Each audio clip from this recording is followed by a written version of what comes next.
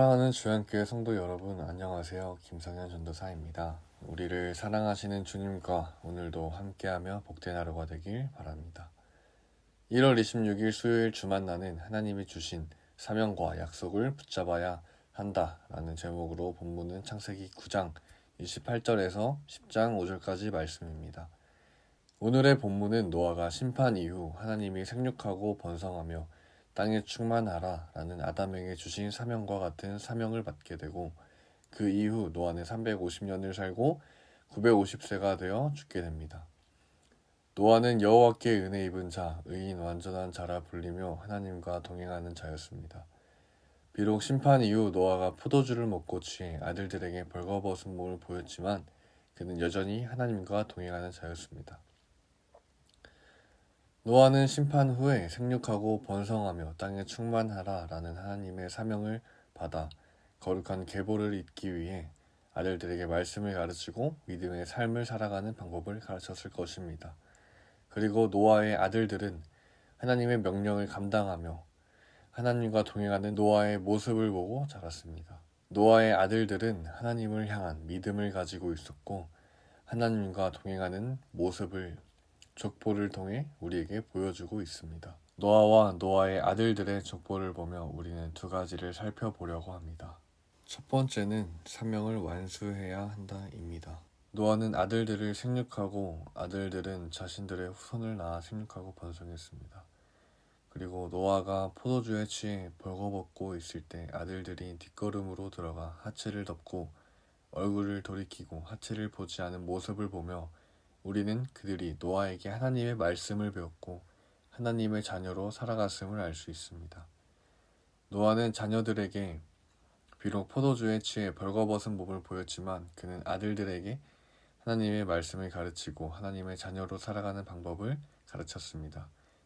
믿음의 삶을 살아가는 저와 여러분은 다음 세대들에게 하나님의 자녀로 살아가는 방법을 알려주어야 합니다.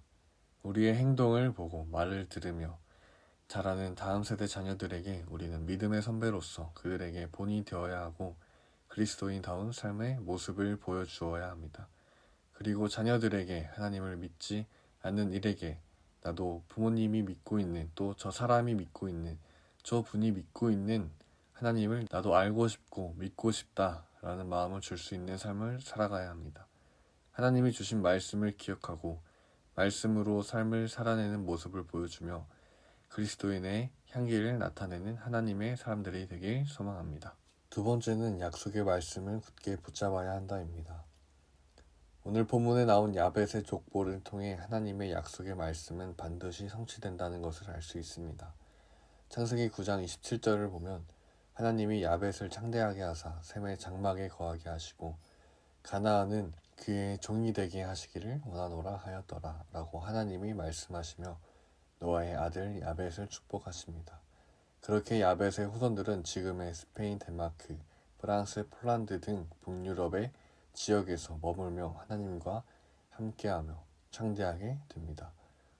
하나님은 약속하신 것을 잊지 않으시고 기억하시며 그 약속을 이루시는 분이십니다. 요한일서 2장 24절을 보면 너희는 처음부터 들은 것을 너희 안에 거하게 하라. 처음부터 들은 것이 너희 안에 거하면 너희가 아들과 아버지 안에 거하리라. 그가 우리에게 약속하신 것은 이것이니 곧 영원한 생명이니라 라고 말씀하십니다. 하나님은 우리에게 영원한 생명을 약속하셨습니다.